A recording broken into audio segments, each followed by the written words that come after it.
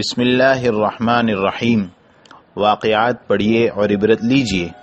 محبت اور عظمت رسول صلی اللہ علیہ وسلم کی خوبصورت نقوش۔ سبق نمبر 31۔ اسلام کے بعد صحابہ رضی اللہ عنہم کی سب سے بڑی خوشی۔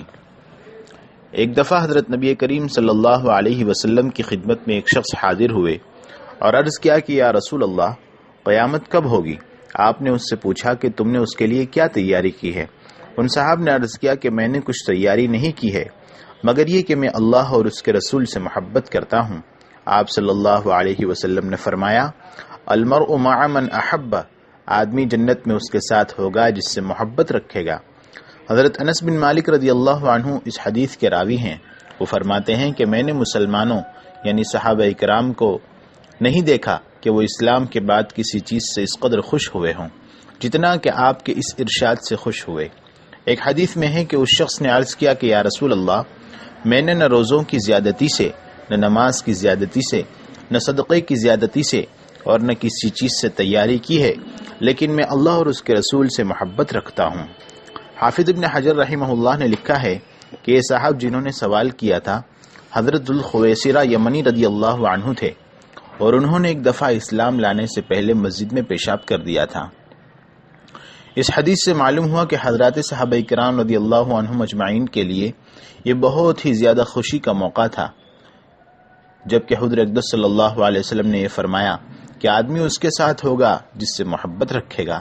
اسی طرح ہر مسلمان کے لیے یہ ارشاد خوشی اور سرور کا پیغام ہے اور امید کی ایک کرن ہے، ورنہ ہمارے پاس کون سا ایسا عمل ہے کہ جنت کی تمنا اور آرزو کر سکیں۔ غرض یہ کہ یہ محبت بڑی دولت اور نعمت ہے کہ جنت میں اللہ کے رسول علیہ السلام کی زیارت و ملاقات کا موقع مل جائے گا، مگر یہ دولت کس کو نصیب ہوگی؟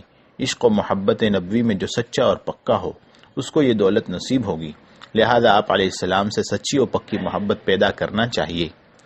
عشق رسول صلی اللہ علیہ وسلم کا بے نظیر نمونہ۔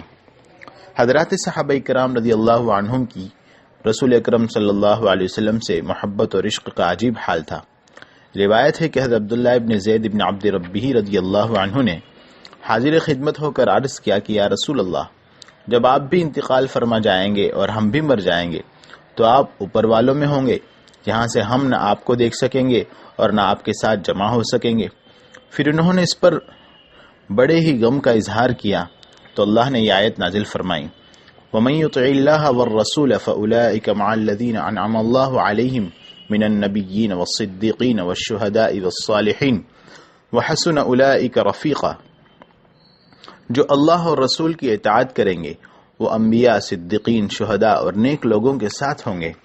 انہی حضرت عبداللہ رضی اللہ عنہ کے بارے میں آیا ہے کہ جب نبی کریم صلی اللہ علیہ وسلم کا وصال ہوا تو انہوں نے دعا کی، اللہم اعمنی حتی لا ارى شیئا بعدہ، اے اللہ مجھ کو اندھا کر دے تاکہ نبی کریم صلی اللہ علیہ وسلم کے بعد کسی چیز کو نہ دیکھ سکوں۔